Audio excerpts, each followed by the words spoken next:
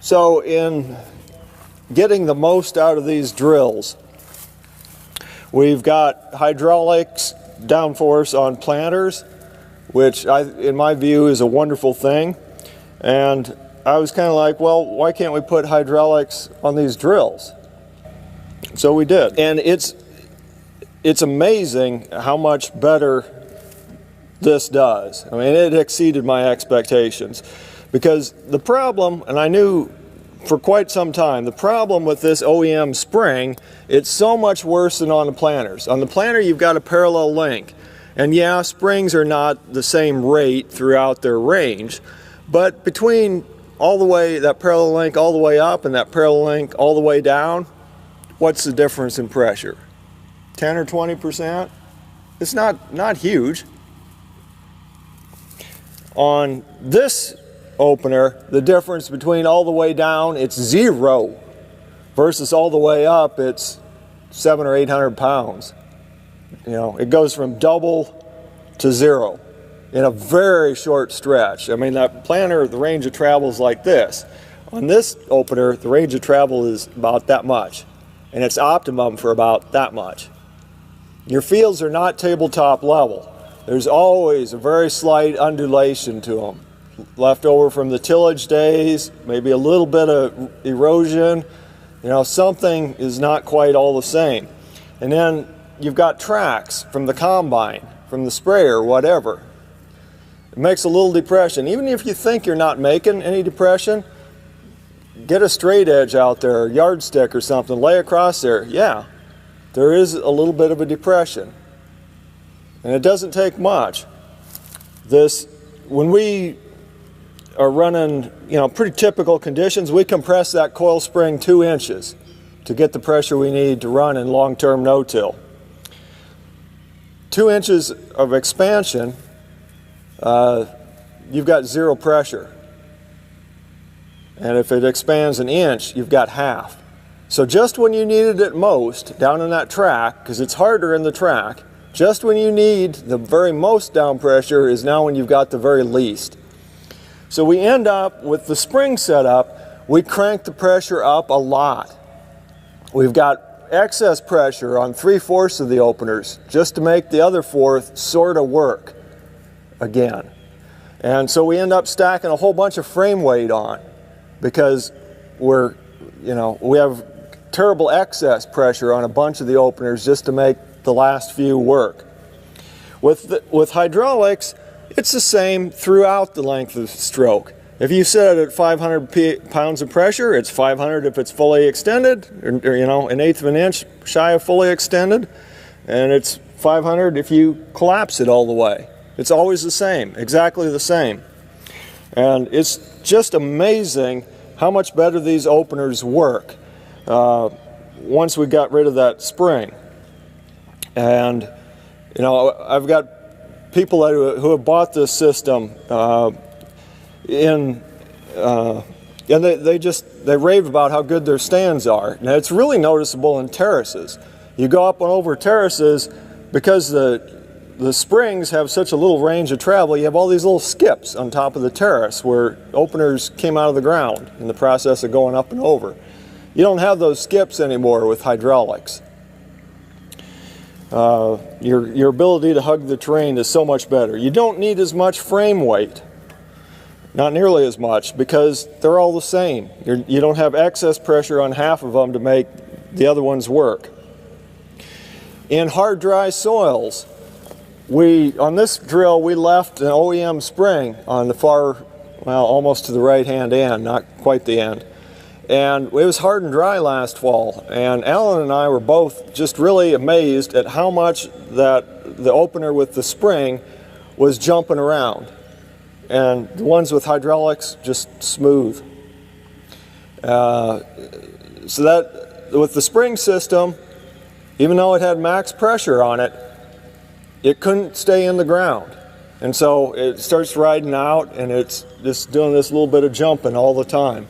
Now, yesterday when we ran it, it had rained enough, it was soft enough here, you really couldn't see it. It was very, very subtle.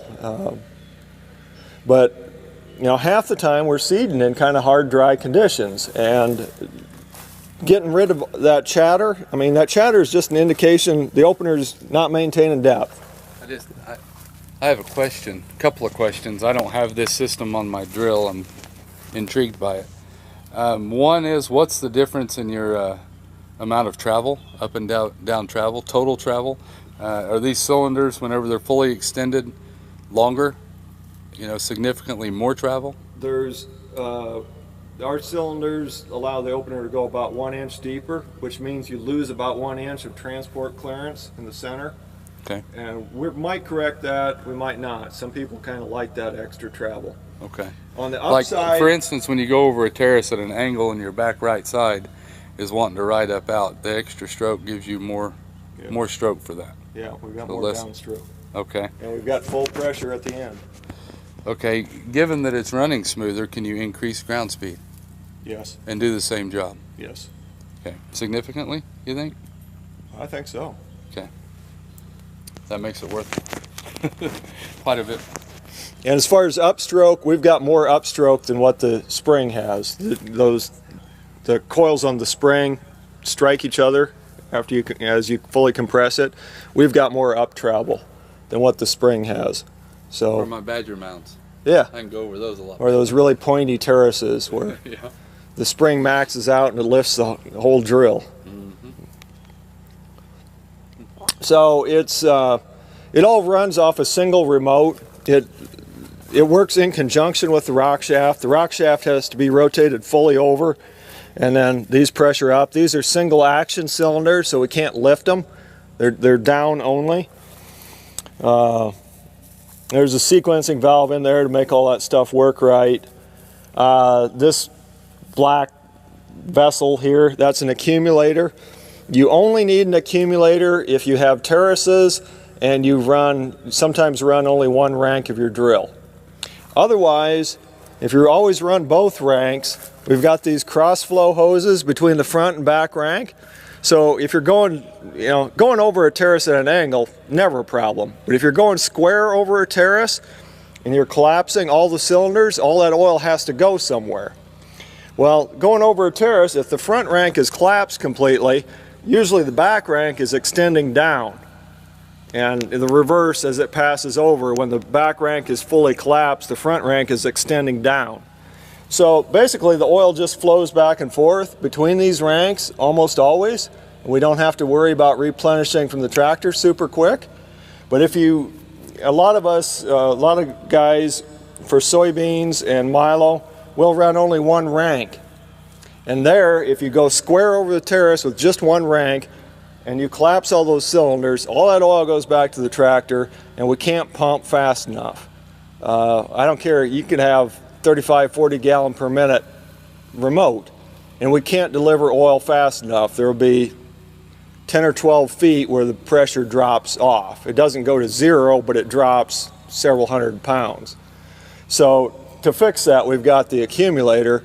And now the needle never budges on the gauge. It's always just wherever you set it, it just doesn't matter how crazy you go over terraces, how fast, it's just always constant. What is the hydraulic flow requirement? Really not that much. It only takes 8 gallons per minute to run this, worst case scenario, like when you're raising and lowering, 8 gallons per minute. The fan, by contrast, takes 25 to 30. So it's not that major, but when we need oil, we need it quick, and that's why one rank you should have an accumulator. Or if you got an older tractor with that only puts out 25 gallons per minute or less, you might need an accumulator. You can certainly try it without. Even just running one rank in the terraces, and it's still plants going over the terrace, but you do lose pressure for. You don't have full pressure for 10 or 12 feet. And, some of us are meticulous enough, we can't stand that, so that's why that accumulator's on there. We also have options, and this is for both this drill or if you're running the OEM hydraulics, we have a motorized control valve that screws into your valve block and it's electronically run, so you can put a switch in your cab and you can increase or decrease down pressure on the go with either our system or John Deere's. It's We're also now dealers for a Dawn system that will monitor downforce. Again, doesn't matter what hydraulic, whether you're using hydraulic or OEM springs, you can monitor downforce. It basically takes the same strain gauge that the planter down pressure sensors use, and they build a new, you've got this arm that holds the gauge wheel. They build a new arm that contains that strain gauge. And then you got your harnesses, and they work with most of the modern monitors. And it's a pretty nice deal because to know what your down pressure is. It's expensive, but it doesn't take very many planning mistakes to pay for that. You gonna recommend to take the weights off this then? Really, I was telling him he needed more weights up until he bought the hydraulic system, and then it was like, well, you're fine, you don't need that. Even as hard and dry as it was last fall, I mean, the ground is like concrete. We're dusting weed in, but it was always able to run 2 inches deep, even though it was just bone dry and what, 15 plus years of no-till. Didn't have any trouble, except for the one with the spring. All the others are maintaining depth. So, you know, Alan was going to rig up. He was getting ready to put all these suitcase weights on here, and I was like, you know, with the hydraulics, I don't think you're going to need it. And you don't.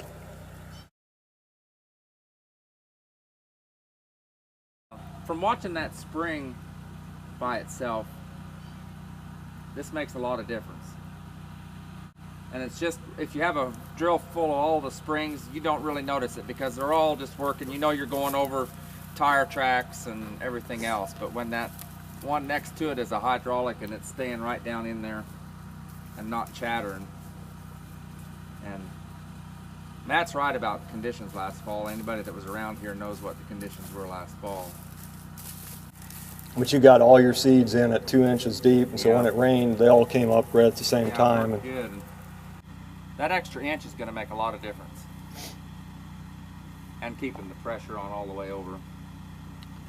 There's a drill at Clay Center this year. The guy bought it, bought the UniForce system for one rank to plant his soybeans, and he's got a lot of terraces. And before, he always had these little triangular gaps and skips on the top of the terrace, and he says there's none of that now that he put the UniForce on.